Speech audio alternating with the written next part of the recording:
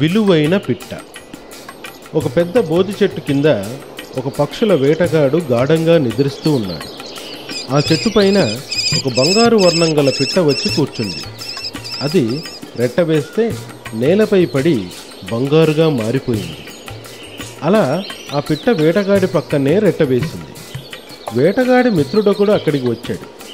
ఆ రెట్టను చూసి మిత్రుని నిద్రలేపుతూ, సొందన్ సొందన్ అరే సొందన్ మేల్కో, నిద్రలకు.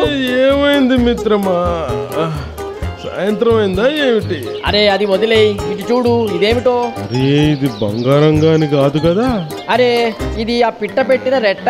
ఏమిటి, ఆ పిట్ట విచిత్రంగా ఉంది కదా.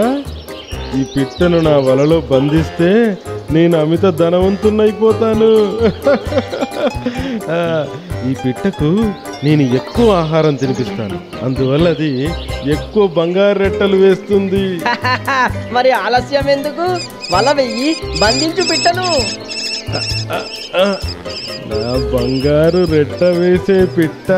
భయ్యా సోమ్దిన్, నేను ఒక మాట చెప్పాలనుకుంటున్నా. అరే తొందరగా చెప్పు, నేను ఈరోజు చాలా సంతోషంగా ఉన్నాను.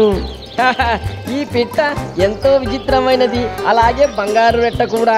కానీ ఈ పిట్ట భూతం ప్రేతం పిశాచం అయితే ధనం మాట పక్కన పెట్టు, నిన్ను పట్టి పీడించడం మొదలు పెడుతుంది. ఇది నేను ఆలోచించనే లేదు సుమా. అయితే ఓ పని చెయ్యి, దీన్ని రాజుగారికి బహుమతిగా ఇవ్వు. రాజుగారు సంతోషించి నీకు పెద్ద బహుమానం ఇస్తారు. నువ్వు సరిగ్గా చెప్పావు, నేను అలాగే చేస్తాను. మహారాజా, ఈ పక్షి ఎంతో విచిత్రమైనది. దీని రెట్ట భూమిని తాకగానే బంగారంగా మారుతుంది. పిట్ట వేసే బంగారు రెట్టలతో మీ కోశాగారం బంగారంతో నిండిపోతుంది మహారాజా.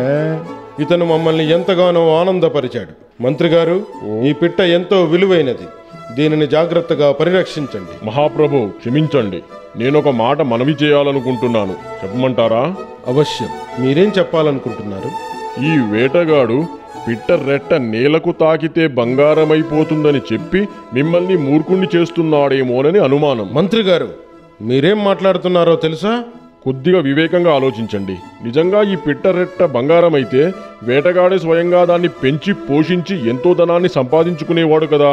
మీ మాటల్లో సత్యం దాగి ఉంది. సేవకులారా, ఆ పిట్టను పంజరం నుండి తీసి బయటకు వదిలివేయండి. చివరకు నేను నా ఇంటికి చేరుకున్నాను. దేవుడి దయ వల్ల బ్రతికిపోయాను. మొదట నేను వేటగాడి చేతుల్లో చిక్కాను. తనకు వచ్చిన అదృష్టాన్ని రాజుగారి చేతుల్లో తీసుకెళ్లి పెట్టాడు. వీడు మొదటి మూర్ఖుడు. మంత్రి గారు చెప్పిన మాటల్ని నమ్మిన ఆ మహారాజు రెండవ మూర్ఖుడు. నన్ను ఏ విధమైన పరీక్ష చేయకుండానే వదిలేసిన మంత్రి మూడవ మూర్ఖుడు. చూడబోతే ఈ భూమి పైన మూర్ఖులే మూర్ఖులున్నారు.